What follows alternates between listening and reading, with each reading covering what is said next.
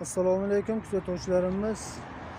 Kechagina kraskadan chiqqan laboyimizni yig'ish jarayonidamiz. Mana faralarini, bufferlarini qo'yib olganmiz. Elektr qismi xudo xohlasa bo'ldi tugadi.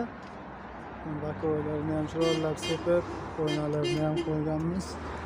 Mana ich qismini ko'rishingiz mumkin. Apshipalari ham yangi qo'yilgan. Buffer tark etgan juda go'zal holat turibdi, chiroyli deb. Rol qismimizni buni almashtirib, rol chexol tikib qo'yamiz boshqa. Ertaga xudo xohlasa chexol poliga tashlaymiz. Chexol polidan chiqqandan keyin ham video qilib tashlaymiz. Motor qismiga kelsak, motor qismini xudo xohlasa ertaga obeddan keyin yuvamiz. Yuvganimizdan keyin ham video qilib tashlaymiz bitta.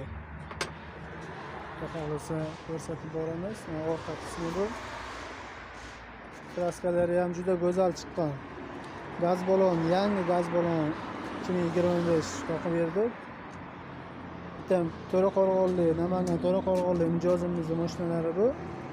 Xudo xohlasa tayyor bo'lib qoladi-da, tayyor bo'lishi bilan mijozimizga topshiramiz. Mana bort qismlari.